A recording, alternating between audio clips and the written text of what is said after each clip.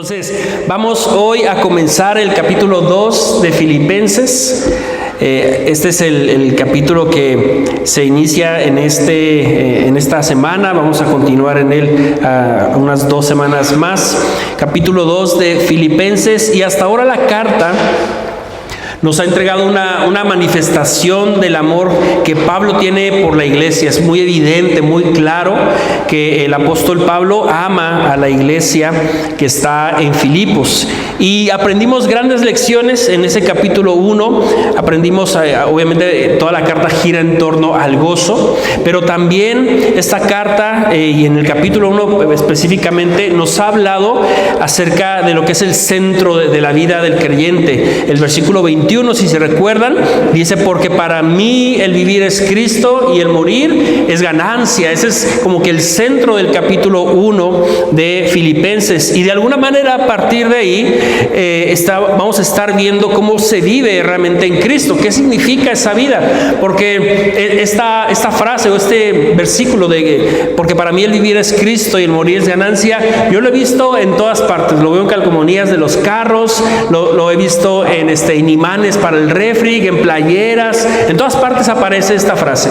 Sin embargo, hay poca idea de lo que realmente es vivir en Cristo. ¿Por qué? Porque nos quedamos con un solo versículo, pero si nosotros avanzamos como lo vamos a hacer hoy en el capítulo 2, nos vamos a dar cuenta que la realidad es que vivir en Cristo tiene que ver con un asunto de unidad, con un asunto de que la unidad, a nosotros la unidad de la iglesia realmente nos importe.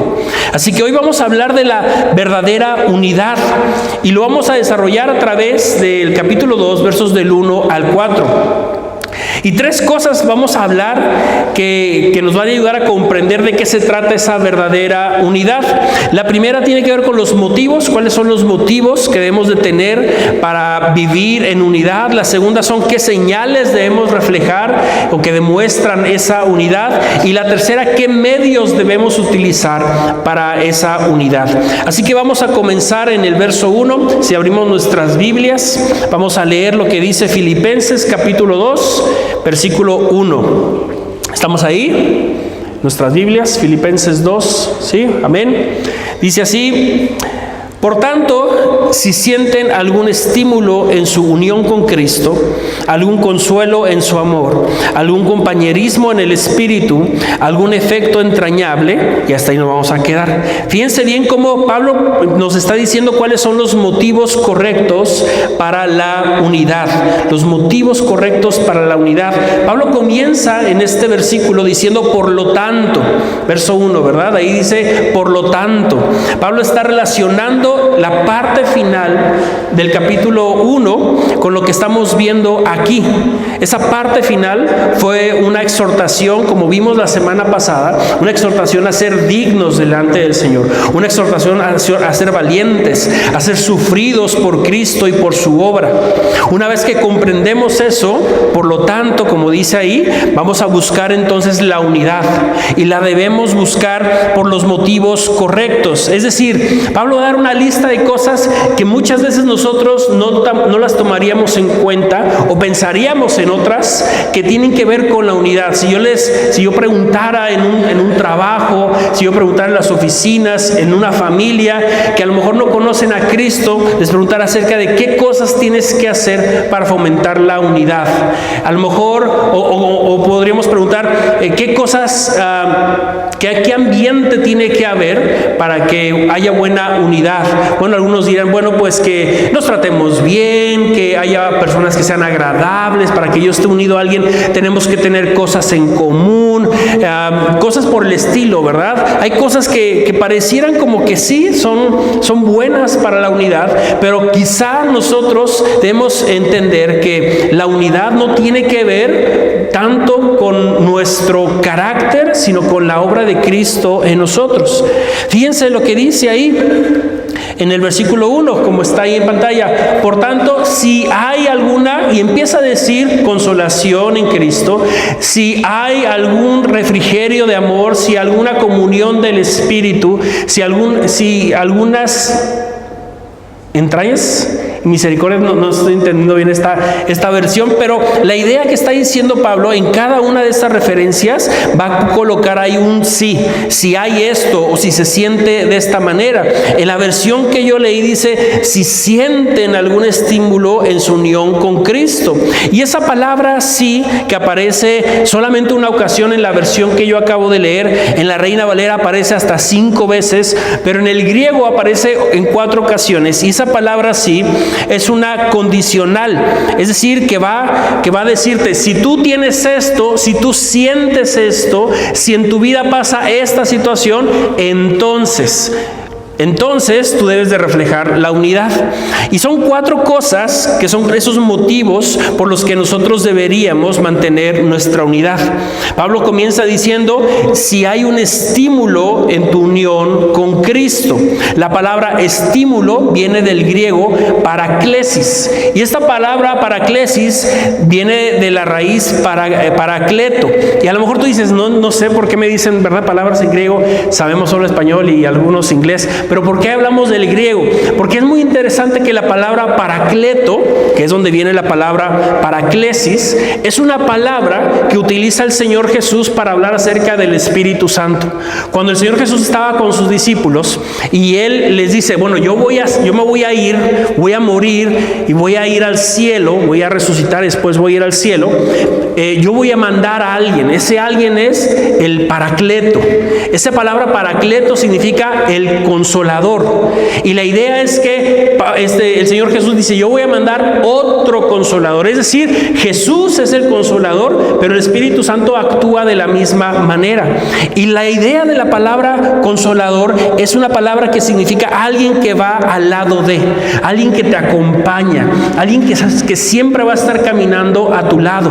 A diferencia de todos nosotros, que a lo mejor somos una iglesia que hacemos cosas juntos, algunos somos familia y que caminamos juntos en algunos momentos de nuestra vida, el Espíritu Santo, y en este caso Cristo, Él camina siempre con nosotros. Hay una unión con Cristo porque Él siempre está caminando con nosotros, nos acompaña, nos ayuda, y eso es una prueba de la unidad que tenemos con Él. Entonces, esa es la motivación que debe movernos a buscar la unidad con los hermanos.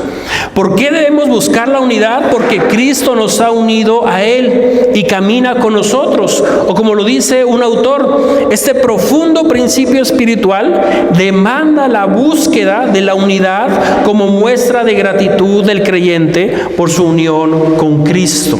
Es decir, por gratitud, tú y yo deberíamos estar fomentando la unidad entre nosotros.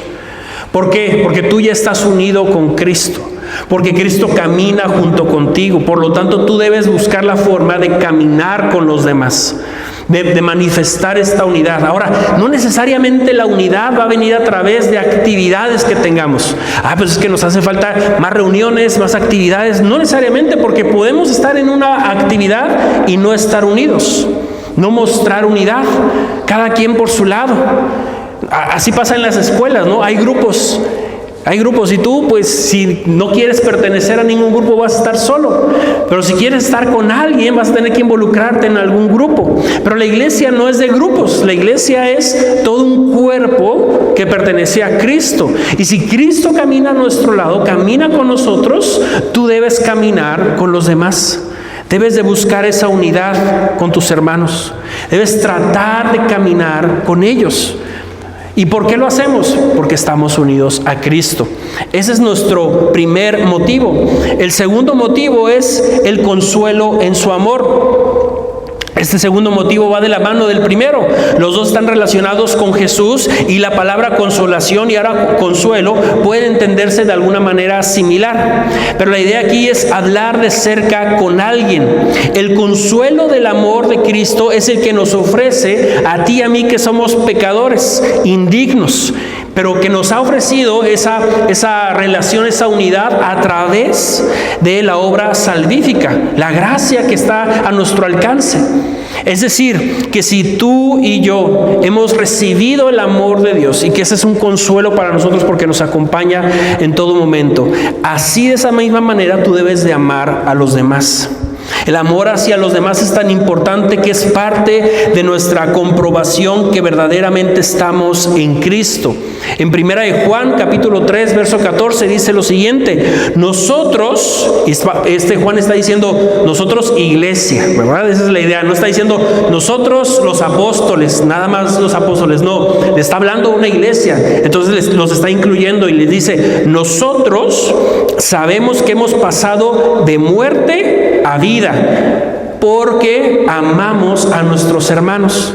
Fíjense qué interesante, que la prueba de que hemos pasado de muerte a vida es que hay un amor entre nosotros. Y después reafirma esa situación porque él dice al final: el que no ama permanece a la muerte. Qué interesante que el apóstol Juan, que era uno de los conocidos como hijos del trueno, se les decía hijos del trueno, pues sí, por un asunto quizá político, pero también tenía que ver con un asunto de su carácter. Era alguien explosivo. Fue aquel que le dijo a Jesús: oye, todos estos no nos hacen caso. Hazle como Elías, ¿verdad? Para que caiga fuego y los consuma a todos. Ese era Juan en los evangelios. Pero Juan, el que escribe esta carta, años después, transformado por Cristo, dice: el verdadero amor es el que nosotros manifestamos porque somos creyentes. Nosotros sabemos que hemos pasado de muerte a vida porque nos amamos unos a otros, o porque amamos a nuestros hermanos. Así que el amor es clave en una iglesia para la unidad. ¿Y por qué nos debemos amar? Porque Cristo nos amó primero. El consuelo que tú y yo tenemos hacia Cristo es que su amor está tan cerca de nosotros que es como hablar de frente con Él. Esa es la idea de la palabra que está utilizando aquí Pablo. Así que el motivo es Cristo mismo, su amor a través de nosotros. El tercer motivo es el compañerismo en el Espíritu. Esta tercera motivación va enfocada ahora en el Espíritu Santo, en la obra de Él. La palabra compañerismo en el Espíritu está reflejada en lo que el Espíritu Santo hace en la vida de cada uno de nosotros. El Espíritu Santo, dice la Biblia, que nos sella, es decir, totalmente nos asegura que pertenecemos a Dios porque tenemos el sello del Espíritu Santo. Él es el sello en nosotros. Nos da poder, nos da todo el poder necesario para salir y predicar el Evangelio, lo que le dijo Jesús a sus discípulos en Hechos capítulo 1 verso 8. Él les dijo: todo el poder ya está en ustedes, ahora sí vayan y sean testigos. Y empieza a decir: y hablen y hagan discípulos. Entonces ese poder ha sido puesto también en nosotros. El Espíritu Santo habla a través de nosotros cuando nosotros hablamos a Dios. ¿No es cierto que muchas veces no sabemos ni qué pedirle a Dios, o a veces incluso pedimos mal? Bueno, el Espíritu Santo habla a través de nosotros para pedir correctamente delante del Señor. Y la obra es vasta, la obra es grande del Espíritu Santo. Esa obra nos permite estar unidos a Cristo.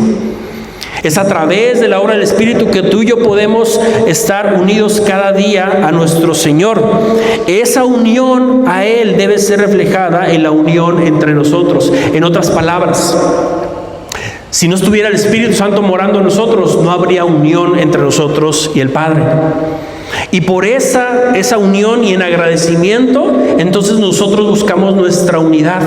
Porque si Dios nos está dando este principio de la unidad hacia con Él, es porque quiere que lo practiquemos aquí. ¿Cómo vamos a decir nosotros que estamos unidos a Cristo si entre nosotros estamos peleados? Si entre nosotros no hay comunión, si entre nosotros hay problemas, hay conflictos. No puede ser posible. Pablo se lo dijo a la iglesia de Corinto: ustedes están metidos en líos, en problemas, en divisiones, porque no conocen realmente a Jesús. Necesitamos conocer cada día a Jesús para mantener esa unidad. El otro motivo es el afecto entrañable. Cristo tiene un efecto entrañable hacia nosotros. La palabra entrañable viene de la palabra entrañas o intestinos y vísceras. Y en la antigüedad se creía que toda la fuerza, toda la voluntad, toda la vida estaba realmente en las entrañas. Entonces cuando alguien decía que yo te amo con mis entrañas, suena como que algo medio, pero era realmente decir te amo con todo lo que soy. Las entrañas tenían como esa función, o se utilizaban de esa manera simbólica. Entonces cuando dice ahí efecto entrañable, es que sentimos que realmente Jesús nos ama de una forma entrañable. Tenemos el amor entrañable de Cristo en nosotros. Por lo tanto, nosotros tenemos que reflejar ese mismo afecto entrañable a los demás. Dice un autor lo siguiente: hay un aspecto negativo implícito en estas 4 exhortaciones. El hecho de que no buscar ni preservar la unidad espiritual debilita la iglesia de Cristo. Aún más significativo es que no hacerlo es pecado. En otras palabras, si tú no fomentas la unidad, si tú no utilizas esos 4 motivos que son la razón por la que tú vas a buscar la unidad, entonces básicamente estás en pecado. Porque a veces nos enfocamos en no cometer ciertos pecados, como no voy a decir malas palabras, ya no voy a tomar esto, no voy a fumar aquello, ya voy a venir a la iglesia cada domingo, voy a empezar a diezmar o a ofrendar. Pero fíjense cómo el no fomentar la unidad dentro de la iglesia es pecado también. Y cada uno de nosotros es responsable de eso. Tú eres responsable de fomentar la unidad en esta iglesia que estamos comenzando. Tú eres parte de ella. Tú necesitas fomentar la unidad y tú necesitas agarrarte a estos 4 motivos para que realmente comprendas que es la forma correcta de caminar en esa unidad. Dice el versículo 2, vamos a pasar ahora a las señales que son correctas de la unidad espiritual. Fíjense lo que dice el verso 2. Llénenme de alegría teniendo un mismo parecer, un mismo amor, unidos en alma y pensamiento. Ahora vamos a ver las señales correctas de la unidad espiritual. Pablo hace una conexión del verso 1 con la primera parte del verso 2 y dice: llénenme de alegría. Pablo comienza con un anhelo personal. No pretendía Pablo, estando en la cárcel, tener regalos, no pretendía recibir palabras de afirmación, ni siquiera que le llegara dinero. Simplemente quería ver esa unidad, que la motivación fuera la correcta y que las señales fueran realmente visibles. Como iglesia podemos pasárnosla diciendo: hermano, te amo en Cristo, hermano, oro por ti todos los días, eres importante para mí. Pero como dice el dicho, ¿verdad? Una acción vale más que 1000 palabras. Entonces en el verso 2 Pablo nos está diciendo las señales que deben manifestar esa unidad. No podemos simplemente decir: sí, somos una iglesia unida. ¿Cómo manifestamos? ¿Qué señales hay de parte de nosotros para mostrar que somos una iglesia unida? Pablo dice que tenemos un mismo parecer. Una señal es que tenemos un mismo parecer, o en otras palabras, pensar lo mismo. Pero no habla de ponernos de acuerdo en cada aspecto de nuestra vida y de la iglesia. No es que vamos a siempre llegar a un acuerdo, a tener las mismas actividades y los mismos días y a las mismas horas. No es que siempre vamos a estar de acuerdo con los colores que utilizamos para la publicidad. No es que siempre nos van a gustar las mismas canciones para la alabanza. No. Significa que nos vamos a esforzar por alcanzar el mutuo entendimiento en un acuerdo genuino. Es decir, unos versículos más adelante, el apóstol Pablo va a declarar que la única forma de tener armonía semejante es que haya el mismo sentir que hubo también en Cristo. La siguiente predicación va a hablar acerca de esto, del mismo sentir que hubo en Cristo. Pablo nos va a invitar, nos va a exhortar a que tengamos el mismo sentir que tuvo Cristo. Así que cuando hablamos de un mismo parecer, es ese mismo sentir que Jesús tuvo. ¿Ok? Es decir, por medio de la palabra y por medio del Espíritu Santo podemos conocer la mente y la voluntad de Jesús. Y eso es lo que todos debemos buscar y anhelar. Esa es nuestra señal de unidad. Que a través de la palabra, a través de la obra del Espíritu en nosotros, podamos conocer la mente y la voluntad de Cristo. Esa es una señal que debemos mostrar. Otra es un mismo amor. Vuelve a hablarnos del amor aquí el apóstol Pablo. Es decir, es amar a otros por igual cuando dice un mismo amor. No, el amor que nosotros entregamos hacia la iglesia no debe ser mayor a unos que a otros. En el plano emocional, pues resulta imposible, ¿verdad?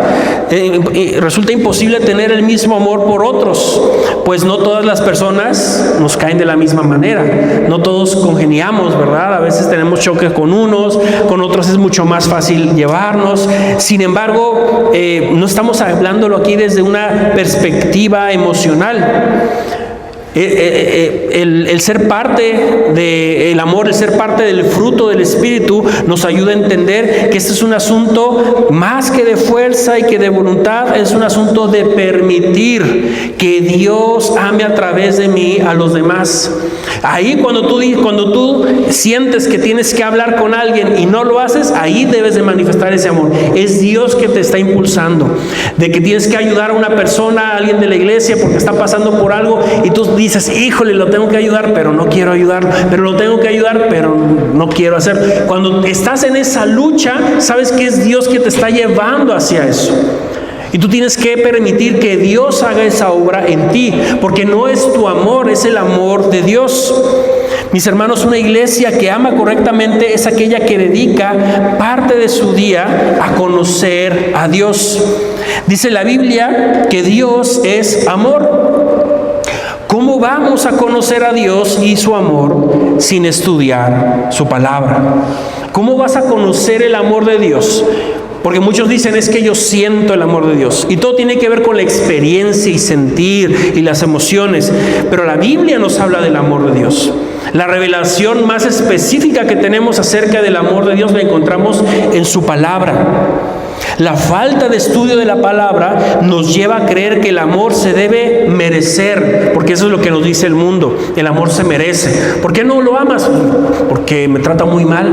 El amor no se merece. ¿O tú has merecido el amor de Dios acaso? ¿O tú hiciste cosas buenas para merecer el amor de Dios? No. El amor de Dios, nos dice el mundo, es solo para aquellos con los que tenemos cosas en común, o para aquellos que ya me están amando a mí. Pero ese no es el amor de Dios. Esa no es la enseñanza bíblica acerca del amor. Conoce a Dios, que es amor, para que puedas amar correctamente. Y entonces a través de ese amor mostremos al mundo nuestra unidad, el verdadero amor que como iglesia deberíamos estar manifestando. El verdadero amor que también en muchas ocasiones tiene que exhortar. Esa es una de las cosas que más le cuesta a las iglesias en general. No se me vayan a ofender, ¿no? Esa es por lo que decimos, no vamos a corregir, no vamos a exhortar porque no se nos vayan a ofender, no se nos vayan a ir de la iglesia. Pero es necesario exhortar, es muestra del amor. Dios nos exhorta en cada momento. Y no podemos decir que a través de esa exhortación sentimos el odio de Dios. Al contrario, sentimos el amor de Dios a través de su exhortación. El padre que ama a su hijo lo disciplina, lo exhorta, es normal, es como tiene que ser. La disciplina es parte del amor. Así que nosotros como iglesia, para mostrar esa unidad, debemos de amarnos, de estar ahí para el hermano, de servirle al hermano, pero también cuando sea necesario exhortarle, ayudarle a encaminarlo otra vez en las cosas de Dios. Pablo dice que también otra señal es que estamos unidos en alma.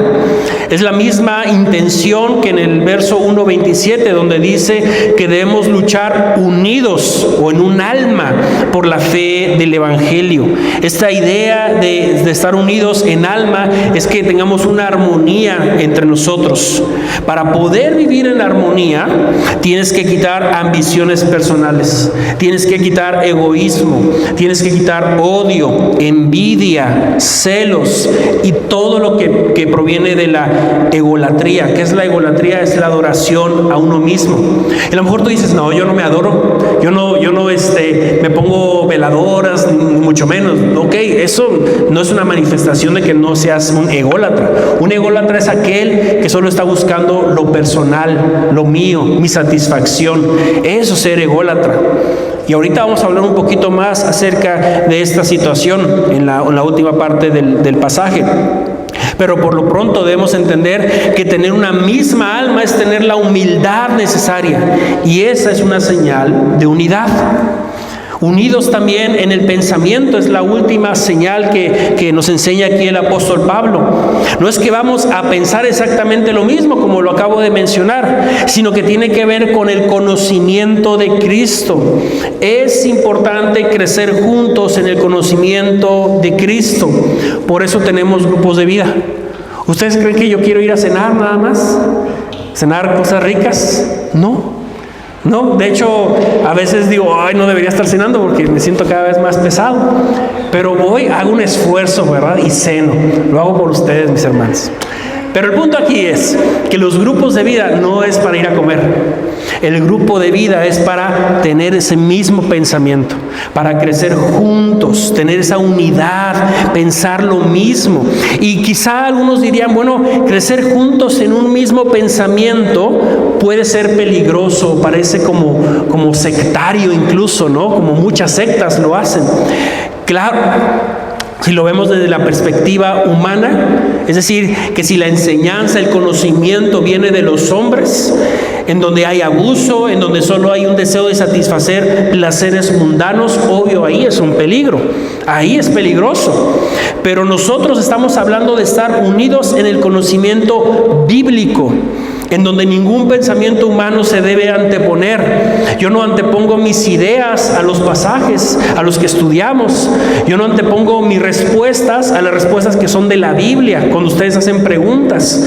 Lo que hacemos es crecer juntos en lo que dice la Biblia. Y a lo mejor si tú no eres partícipe, ya sea del domingo, tú no estás leyendo la Biblia o no estás asistiendo a los grupos, tú vas a encontrar que en algún momento, por tu falta de participación o por tu falta de asistencia o por tu falta de lectura bíblica, vas a ver a tus hermanos como quizá ya en otro nivel. Y vas a decir, ¿pero por qué?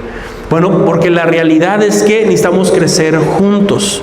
Para estar unidos en ese mismo pensamiento, tenemos que hacerlo juntos.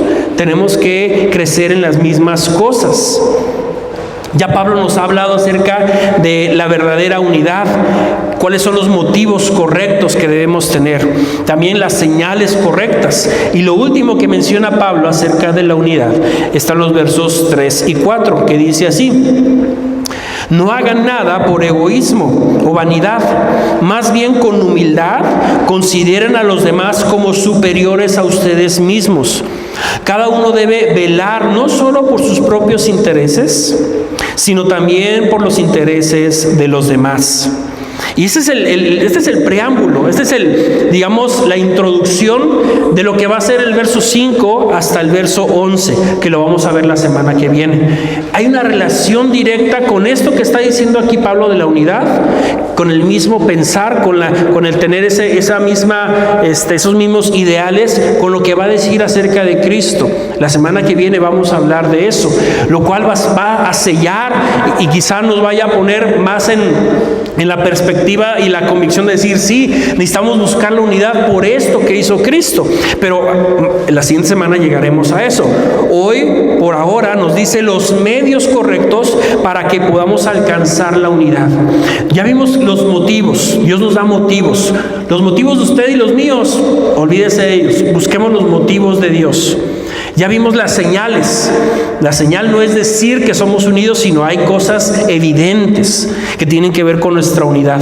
Y termina entonces con los medios correctos para alcanzar esa unidad. En el verso 3, Pablo nos dice 3 cosas negativas o que no deben ser parte de esos medios para alcanzar la unidad. Y nos va a decir 2 cosas positivas, 2 cosas que sí debemos buscar como un medio correcto. Obviamente el medio incorrecto que nos va a dar Pablo aquí no es para que lo hagamos, sino para que busquemos lo que es contrario a, ¿ok?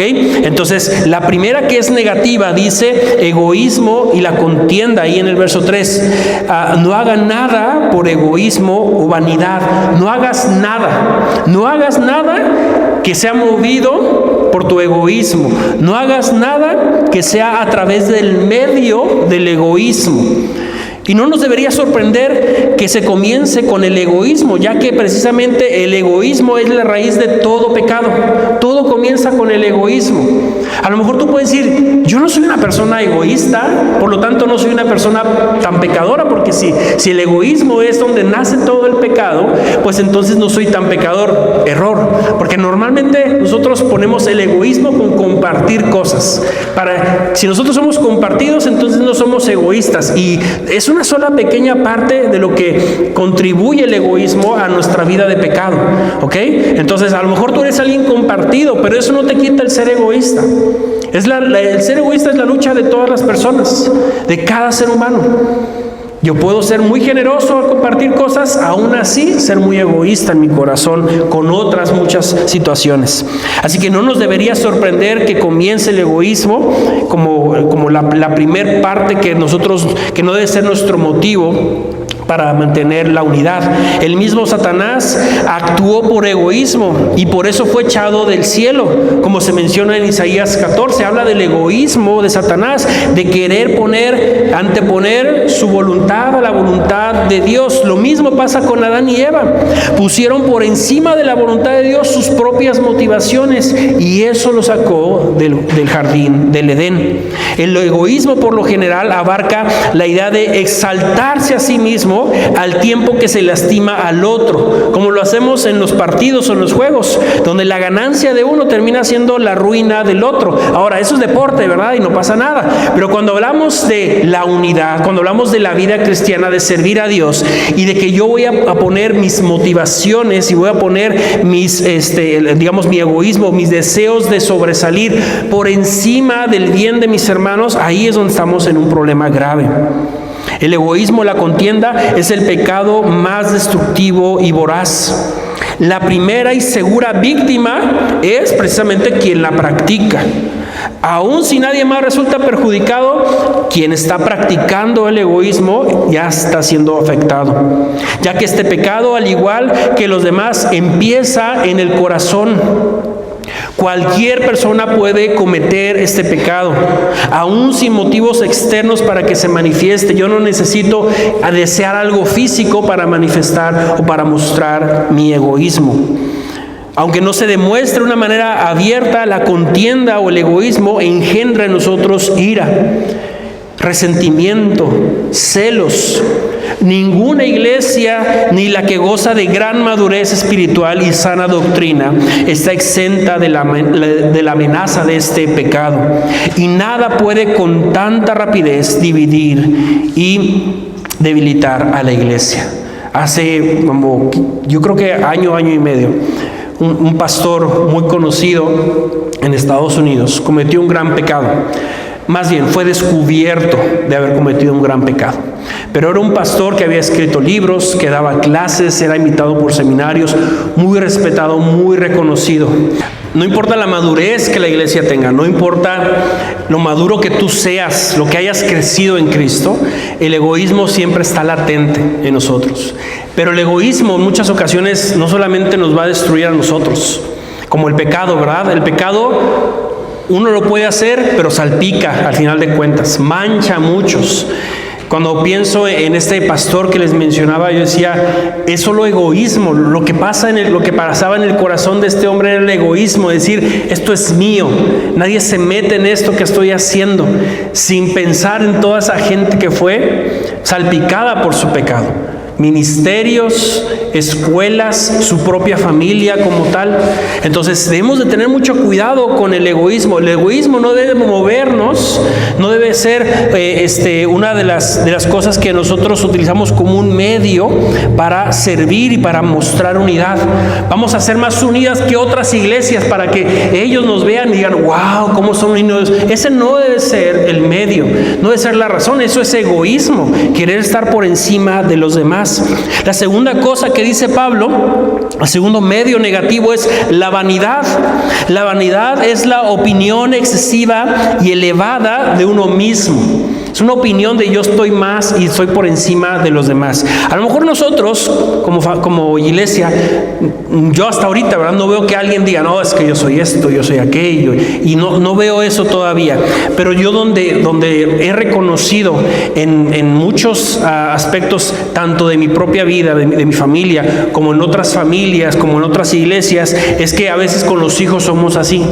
Es que mis hijos, aquí, allá, y esa situación, lo único que está afectando es la vanidad del muchacho. Es más, la vanidad no necesita ser trabajada, la vanidad la trabaja uno solo. Pero a veces nosotros mismos fomentamos esa vanidad. Pero la vanidad básicamente es nada. La vanidad es sentir algo que no está, porque lo vano es lo que está vacío, lo hueco. Cuando se habla en el Eclesiastés acerca de la vanidad, de vanidades, y dice todo es vanidad, dice todo es como un vaho, como un aire que sale por la mañana de nuestra boca. Esa es la vanidad. Insignificante, así como la vida, como lo dice Santiago, así está y desaparece, no tiene nada, no hay peso en eso. Mientras que el egoísmo quiere conseguir lo propio, la vanagloria pretende el ser exaltado por otros. La vanagloria dice tener la razón y espera que los demás estén de acuerdo con él. Normalmente así se maneja el vanidoso. Es que esta es mi opinión, es una opinión, ¿verdad?, pero tiene más peso que la tuya. Pero es una opinión, sí, pues, pero es mi opinión. Mi opinión tiene más peso que la tuya. Dice un autor, ya que por naturaleza la vanagloria lleva a las personas a engañarse a sí mismas, los creyentes deben estar en guardia constante contra eso. Es un enemigo implacable de la unidad espiritual. Hay que tener mucho cuidado, mis hermanos, con la vanidad. O yo no voy a hacer esto porque yo soy más. Yo no voy a dar clase a los niños. Yo no voy a acomodar sillas. Yo no voy a hacer... No, es que pues yo ya estoy en otro nivel. Esa es la vanidad. Muchos pastores caen en esa vanidad. Yo lo he visto en iglesias. Yo sé que hay un deseo por servir a los pastores, pero a veces los pastores nomás están sentados esperando que todo el mundo les sirva. Y bueno, nuestra iglesia no va a ser así. Y el día que eso me pase, hermano, ayúdenos, levántenme, ¿verdad? De donde estoy, levántese, ayude, coopere. Porque puedo caer en la vanidad, claro, soy imperfecto como ustedes. Pero para eso estamos aquí, para eso decimos las cosas claras como deben de ser. La vanidad no es buena, no debe ser parte de nuestra iglesia y de la unidad de la iglesia. El tercer medio sí es positivo, debe estar presente, y es la humildad. La humildad no es solo lo contrario a la vanidad y al egoísmo, sino que también es el antídoto, lo que se necesita. Muy interesante que la palabra humildad no tuvo un significado positivo en toda la literatura grecorromana hasta que apareció el Nuevo Testamento. Existía la palabra sí, pero siempre era una connotación de algo negativo, los humildes, ¿verdad? No, la humildad no es para nosotros somos orgullosos, debemos ser fuertes, duros, la humildad no sirve. Eso decía todo ese mundo grecorromano. Sin embargo, cuando aparece el Nuevo Testamento, cuando aparecen esas palabras en el Nuevo Testamento, encontraron ellos un nuevo significado a la palabra. Y Pablo complementa el significado de la humildad diciendo, consideren a los demás como superiores a ustedes mismos. Esa es la humildad, considerar a los demás por encima de mí. Y a decir verdad, esto es algo difícil de reconocer para mí, y yo creo que también para ustedes. ¿No es cierto que se nos dice desde que estábamos niños, no te sientas menos que los demás? No te hagas menos que los demás. Es una frase que yo escuché mucho y que se me dijo a mí y que lo escuchaba mi familia. No te hagas menos que los demás, no te sientas menos que los demás. Bueno, pues lo mismo pasaba con los filipenses, quienes no conocían la palabra humildad desde una perspectiva positiva. Pero la vida cristiana se trata de hacer a un lado aquellas cosas que no van encaminadas a la unidad. Ellos tenían que quitar cosas de su vida y nosotros también. Quizá una forma, un pensamiento que se ha puesto en nuestra mente por mucho tiempo. Y que quizá tampoco es la culpa de nuestros padres, ¿no? Quizá sus padres también pusieron esa misma idea en su pensamiento. Y quizá hoy día para ti suena como algo, como que choca, ¿verdad? En tu mente, en tu corazón, el no sentirte superior a los demás o ver a los demás como superiores. Pero la vida cristiana, la lógica de Dios es muy diferente a la nuestra. Es muy diferente a la que el mundo enseña. Por eso choca con nosotros. Por eso no nos gusta tanto esto que estamos escuchando. ¿Cómo podemos realmente hacer eso? ¿Cómo podemos vivir en humildad? ¿Cómo podemos considerar a los demás como superiores a cada uno de nosotros? Bueno, quizá la mejor forma en que los creyentes pueden asumir este reto, que parece imposible e irreal, es considerar sus propios pecados. Los creyentes conocen mejor su propio corazón que el de cualquier otra persona. Yo no puedo decirle a ustedes, son pecadores, porque yo soy pecador. Yo tengo que empezar conmigo. Yo tengo que comenzar con mi propio pecado para no juzgarlo a usted, para no sentirme más que usted, simplemente porque a lo mejor en mi caso soy pastor. Pero eso no significa que yo soy superior a ustedes. Yo tengo que ver mi propia vida y entender que no hay mucha diferencia entre nosotros. No debo considerarlo como alguien menor, sino todo lo contrario. El cuarto es un medio negativo que no debe ser parte de la vida de creyente. Dice, no solo velar por mis propios intereses. Es muy importante que Pablo no estaba diciendo que nos olvidemos por completo de nosotros mismos. No estaba diciendo eso. No está diciendo que te olvides de tus intereses, sino que está diciendo no solo veles, no solo guardes, no solo estés atento a tus propios intereses. Es decir, no debemos fomentar nuestro amor propio. El amor propio ahí está, pero no debemos fomentarlo, no debemos permitir que eso crezca mucho. Contrario a lo que el mundo enseña, en que yo soy más importante que los demás, que mi paz interior es más importante que ayudar o servir a los demás. Pablo nos enseña que no somos el centro del universo. Tú no eres el centro del universo. Dios no tiene que responder todas tus dudas. Dios no tiene que conceder todos tus deseos. No eres el centro del universo. Y eso es algo que yo me tengo que decir a mí cada mañana. Mario, no eres el centro. No todo gira alrededor de ti. Todo gira alrededor de Dios. Tu vida debe girar alrededor de Dios. Cuando la virtud suprema es el amor propio y el propósito final en la vida es la satisfacción personal, el respeto mutuo es desplazado por la falta de respeto. El servicio recíproco, servirnos los unos a los otros, es cambiado por la apatía y la indiferencia. Y el amor entre hermanos por la enemistad y el odio. Y parece exagerado. ¿Cómo es que solamente por buscar lo mío vamos a fomentar la desunión entre todos nosotros? Bueno, aunque parece exagerado, mientras más seas tú el centro de tu vida, menos espacio hay para los demás. Eso es una realidad. Te estás llenando de ti mismo. Dios nos invita a vaciarnos de nosotros y permitir que sea Él quien crezca en nuestra vida. Una iglesia que no está sirviéndose los unos a los otros es una iglesia con apatía e indiferencia. ¿Y qué es una iglesia con apatía y con indiferencia? Es aquella que está buscando lo personal. Hace un tiempo, no sé si recuerdan, se hizo muy famoso un video de una muchacha que muere apuñalada en un camión, en un transporte público. Obviamente es impactante, ¿verdad? En sí lo que pasó ahí. Sin embargo, llamó mucho la atención la indiferencia de la gente, la apatía de la gente, donde no se acercaron a ayudar, donde nadie habló a una ambulancia, donde parecía como que no había sucedido absolutamente nada. Ese es el corazón del que solo busca lo propio. Puede llegar hasta ese punto. Yo sé que como iglesia no vamos a llegar a eso, pero la apatía puede crecer en la iglesia. No, ¿para qué voy? No, ¿para qué participo? No, ¿para qué ayudo? ¿Para qué sirvo? ¿Para qué hago esto, aquello? Porque estás pensando en ti nada más. Por eso tienes una lucha interna y pones por encima de la iglesia, de servir a Dios, pones por encima tus intereses personales.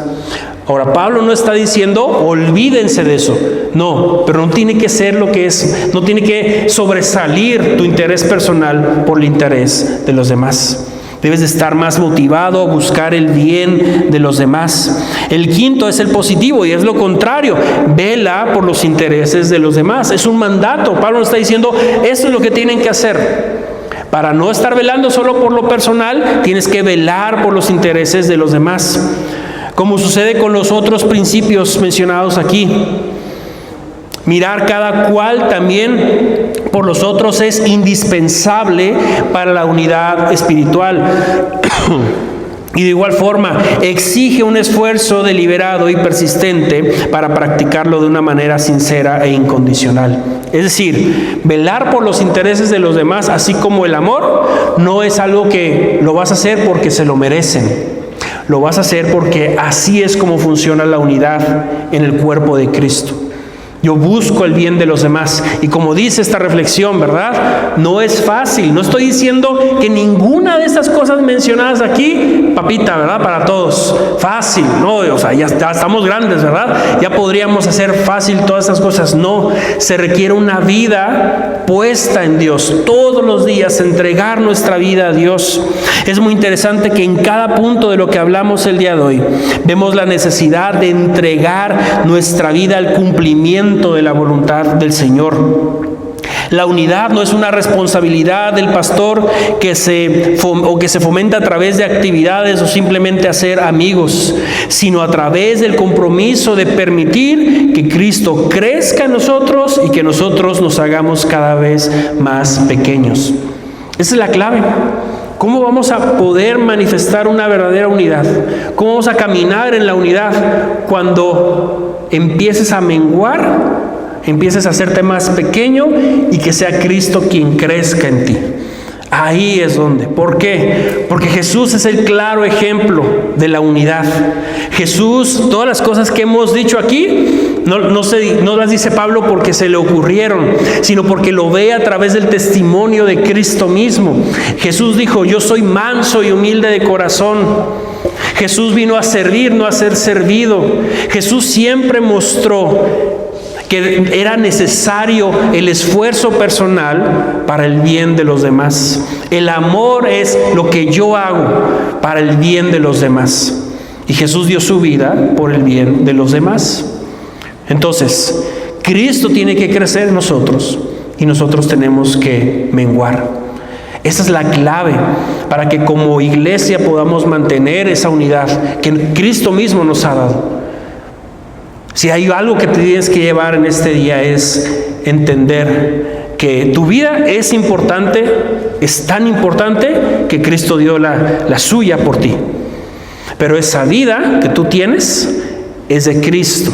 Y como es de Él, es el que tiene que sobresalir. El centro de nuestra vida no somos nosotros. El personaje principal de nuestra película de vida no somos nosotros, no soy yo. Yo no soy el centro de esta iglesia. Usted no es el centro de su vida o de su familia o de su trabajo. Tiene que ser Cristo. Siempre tiene que ser el Señor.